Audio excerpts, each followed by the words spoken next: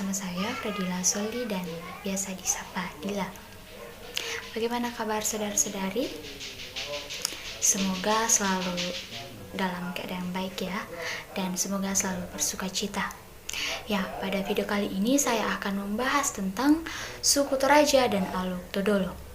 Ada yang sudah tahu suku Toraja? Atau ada yang tahu tentang Aluk Todolo? Mungkin teman-teman di luar sana ada yang tahu dan ada juga yang belum tahu. Jadi, jika teman-teman belum tahu, mari kita belajar bersama. Silakan simak dan nonton video saya sampai habis. Indonesia merupakan negara kepulauan yang memiliki berbagai suku dan budaya yang berbeda-beda. Oleh sebab itu, Indonesia sering digunakan oleh para wisatawan mancanegara. Salah satu ciri khas Indonesia adalah keanekaragaman budaya dan memiliki ciri khas masing-masing. Salah satu suku yang akan saya bahas pada video kali ini ialah suku Toraja. Suku Toraja, sebelum berganti nama, Toraja dikenal dengan Tondok Lebongan Bulan, Tanah Matahari Allah. Pada umumnya, suku Toraja menetap di pegunungan bagian utara Sulawesi Selatan. Populasinya diperkirakan sekitar 650.000 jiwa, dengan 450.000 di antaranya masih tinggal di Kabupaten Tanah Toraja. Mayoritas suku Toraja memeluk agama Kristen, sementara sebagian menganut Islam dan kepercayaan yang dikenal dengan Aluk Todolo. Kata Toraja berasal dari bahasa Bugis Toriaja yang berarti orang yang berdiam di negeri atas. Pemerintah kolonial Belanda menamai suku Toraja pada tahun 1909. Suku Toraja dikenal akan ritual pemakaman, rumah adat tongkonan, dan ukiran kayunya. Ritual pemakaman Toraja merupakan peristiwa sosial yang penting. Biasanya dihadiri oleh ratusan orang dan berlangsung selama beberapa hari. Sebelum abad ke-20, suku Toraja tinggal di desa-desa otonom. Mereka masih menganut animisme dan belum tersentuh oleh dunia luar. Pada awal tahun 1900-an, misionaris Belanda datang dan menyebar agama Kristen. Masyarakat Toraja sejak tahun 1990-an mengalami transformasi budaya dari masyarakat berkepercayaan tradisional dan agraris menjadi masyarakat yang mayoritas beragama Kristen dan mengandalkan sektor pariwisata yang terus meningkat. Suku Toraja memiliki sedikit gagasan secara jelas mengenai diri mereka sebagai sebuah kelompok etnis sebelum abad ke-20. Kata Toraja pertama kali digunakan oleh penduduk dataran rendah untuk memanggil penduduk dataran tinggi. Pada awalnya, suku Toraja lebih banyak memiliki hubungan perdagangan dengan orang luar seperti suku Bugis, suku Makassar, dan suku Mandar yang menghuni sebagian besar dataran rendah di Sulawesi daripada dengan sesama suku di dataran tinggi. Kehadiran misionaris Belanda di dataran tinggi Toraja memunculkan kesadaran etnis Toraja di wilayah Sak dan Toraja, dan identitas bersama ini tumbuh dengan bangkitnya pariwisata di Tanah Toraja. Sejak itu, Sulawesi Selatan memiliki 4 kelompok etnis utama, yaitu suku Bugis atau kaum mayoritas meliputi pembuat kapal dan pelaut, suku Makassar atau pedagang dan pelaut, suku Mandar atau pedagang dan nelayan, dan suku Toraja yang merupakan petani di dataran tinggi. Selanjutnya ialah Aluk Todolo. Dikala masyarakat Toraja belum mengenal agama Samawi, mereka mempercayai suatu keyakinan yang dikenal dengan Aluk Todolo. Aluk Todolo sering pula disebut dengan nama Alukta, singkatan dari Aluk Todolo. Aluk dalam bahasa Toraja artinya sama dengan agama. Todolo dalam bahasa Toraja artinya sama dengan nenek semula. Menurut kepercayaan Aluk Todolo, Tuhan yang tinggi ialah Puang Matua, pencipta manusia pertama dan segala isinya. Totu Mampata artinya yang menciptakan manusia, yang dimaksudkan ialah Puang Matua. Dalam bahasa sehari-hari, seringkali orang berkata dalam merencanakan sesuatu. Kenailoran ni Totu Mampata artinya jika dikehendaki pencipta kita ialah Tuhan Allah. Manusia diciptakan oleh Totu Mampata atau Puang Matua untuk hidup bersama. Agar kehidupan manusia teratur, Puang Matua menurunkan Aluk Todolo dengan segala persyaratan dan hukumnya. Pengawasan dan pertanggungjawaban atas tertibnya kehidupan masyarakat, Puang Matua memberi kuasa Puang Titanan Tallu atau Tri Mahatunggal yang terdiri dari Puang Banggai Rante yang menguasai bumi dan isinya, Tuang Tulak Padang ialah Dewata yang menguasai isi bumi dan air, Gaung Tikembong Dewata yang menguasai angkasa, angin, dan halilintar. Dewata adalah makhluk halus yang diberi kuasa besar oleh Puang Matua untuk mengawasi manusia dalam hidupnya di dunia ini dan menghukum siapa saja yang melanggar perintah Puang Matua. Manusia, binatang, dan tumbuh-tumbuhan dijaga oleh roh halus sehingga jika dirusak maka Dewata akan memberi hukuman malapetaka di dunia. Setelah masuknya agama Kristen di Tanah Toraja, situasi berangsur-angsur mulai berubah, terutama sikap dan tata cara hidup yang bermasyarakat.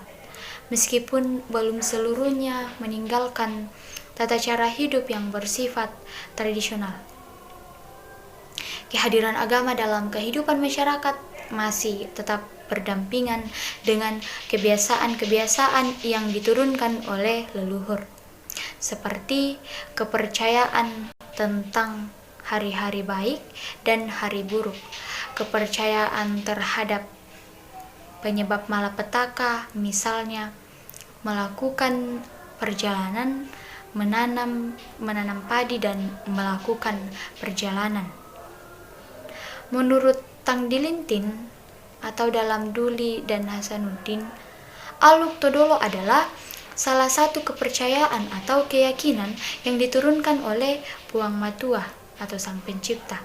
Adapun aturan agama dalam Aluk Todolo bahwa manusia dan segala isinya bumi harus menyembah.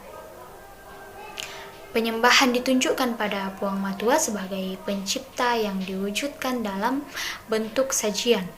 Puang Matua sebagai Sang Pencipta memberi kekuasaan kepada Deata-deata atau Sang Pemelihara. Manusia diwajibkan mempergunakan segala yang ada dalam dunia dan sekaligus menyembah Puang Matua dan Deata-deata. Dalam ajaran Aluk Todolo dikenal 3 golongan Deata, yaitu Deata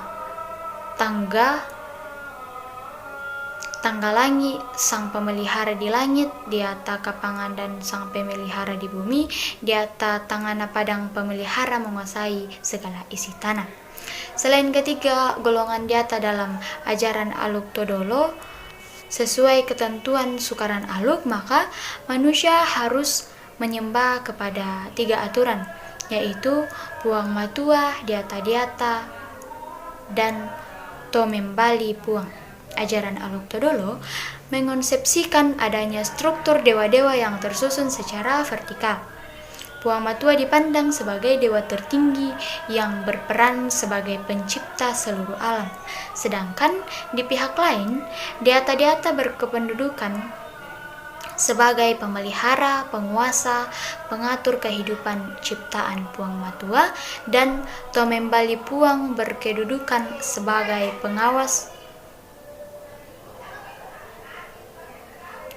Apabila salah seorang anggota keluarga dalam rumah selalu sakit atau hidup seorang selalu sial, maka dipanggillah pemimpin Tomina untuk masuru-suru. Orang yang sakit atau orang tuanya yang merendahkan diri dan merenungkan kiranya keluarga atau anggota yang bersangkutan pernah melanggar aturan agama atau pernah berkhianat kepada orang tua, menyiksa binatang, dan merusak tanaman. Kemudian yang bersangkutan mengaku komba, menyesali perbuatan-perbuatan, dan pemimpin agama Tomina menterapkan yang dilakukan. Tentu banyak perbuatan-perbuatan yang dianggap menyalahi norma agama, tetapi Tomina mencari yang paling menyalahi tujuan hidup sesuai Aluk Todolo. Dalam hal ini diadakan terkaan memakai biang semacam rumput gajah, dibelah di tengah di malam di antara keluarga dengan doa. Lamangaku kombak ki langan puang tutu mampata, ladi parok komite biang lama kadatongan diong liaran ampak rantean 7. Mantanak kak rara talingan aku bulan tang dipenduan ni tang dipentalun ni. Artinya, kiranya kita mengaku dengan tulus ikhlas di hadapan Allah, biang ini akan berbicara benar di hamparan tikar di tengah kita demi kesaksian kebenaran yang murni, tepat, dan jitu tidak diulang. Ajaran seperti ini sedikit demi sedikit mulai ditinggalkan oleh masyarakat Toraja, walaupun orang-orang tua masih tetap bertahan. Semakin bermunculan orang yang berpendidikan ingin mempertahankan agama dan adat orang Toraja dengan adanya pengakuan juridis yang mengakui kepercayaan terhadap Tuhan Yang Maha Esa. Dalam Aluk Todolo juga terdapat beberapa hukum yang harus dipatuhi oleh penganutnya yang disebut dengan pemali. Meliputi pemali urusak pote dibolong, artinya tidak boleh mengganggu upacara penguburan orang mati. Kemudian pemali pangan buni atau tidak boleh berzina. Selanjutnya pemali unromok tatanan pasar, tidak boleh mengacau di pasar. Selanjutnya pemali unteka palanduan, yang berarti golongan budak dilarang kawin dengan golongan tomakaka dan tokapua atau bangsawan. Kemudian pamali masape ao atau tidak boleh berangkat meninggalkan rumah pada hari yang sama dengan arah yang berbeda. Selanjutnya pamali boko atau tidak boleh mencuri, pamali umboko sunga na pedanta tolino atau jangan membunuh sesama manusia, dan juga pamali makkada penduan atau tidak boleh berdusta, pamali ungkas sirisa atau jangan mengkhianati orang tua, dan pamali ungkat taibubun atau jangan membuang kotoran di sumur. Pamali umbalak-balak tomangla, jangan menyiksa anak gembala. Kemudian pamali meloko artinya dilarang mengambil barang di kuburan. Pamali umbalak-balak patuan atau jangan menyiksa binatang ternak. Sanksi yang dikenakan pada pelanggaran pamali berbeda-beda menurut berat ringannya pelanggaran. Seperti sanksi yang berat ialah sanksi membunuh, di mana semua keluarga dari yang menjadi korban pembunuh bersumpah turun-temurun tidak boleh berhubungan dalam bentuk apapun dengan keluarga pembunuh atau si salang. Seorang hamba yang kawin dengan golongan bangsawan diusir seumur hidup dari lingkungan Toraja. Sanksinya sama dengan orang yang mencuri benda milik orang meninggal dari kubur. Orang berpisah dari satu rumah pada hari yang sama dengan arah yang berlawanan, tidak ada sanksi hukumnya, tetapi biasanya salah seorang anggota keluarga mendapat celaka.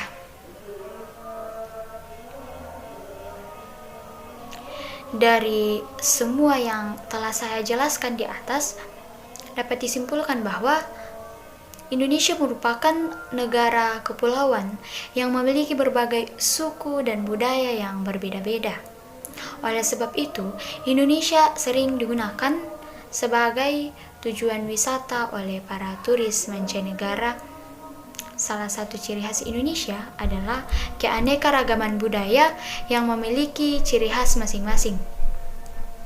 Dengan demikian, masyarakat akan hidup berdasarkan hukum atau norma yang ada sehingga akan mudah untuk mencapai keselarasan dalam bermasyarakat. Pemali atau pamali tidak asing bagi sebagian besar kelompok masyarakat di Indonesia, termasuk di Toraja. Pemali juga berfungsi sebagai motivasi untuk melestarikan tradisi. Pamali adalah legitimasi pantangan yang mengandung sesuatu yang tabu dan magis. Pemali di Toraja dianggap sebagai warisan leluhur yang mengandung larangan dan pantangan untuk melakukan hal tertentu. Ya, jadi itulah sedikit penjelasan dari saya tentang suku Toraja dan Aluk Todolo. Jika ada yang masih belum paham atau masih ada yang belum jelas, karena saya juga masih sementara belajar, jadi materi yang saya dapatkan juga masih sangat terbatas. Jika ada dari saudara-saudari, dari teman-teman yang tertarik dengan materi suku Toraja dan Aluk Todolo ini dan ingin tahu lebih jelasnya bagaimana, bisa dicari di Google atau datang langsung berkunjung ke Toraja dan bertemu dengan para tua-tua di Toraja. Demikianlah video saya pada kesempatan kali ini. Ini menjadi video terakhir dan sekaligus tugas terakhir mata kuliah keterampilan komunikasi dan manajemen konflik. Terima kasih untuk semua saudara-saudari yang telah menonton, like, dan komen video-video saya, dan juga terima kasih saudara-saudari yang sudah subscribe YouTube saya, dan yang belum subscribe silakan di subscribe.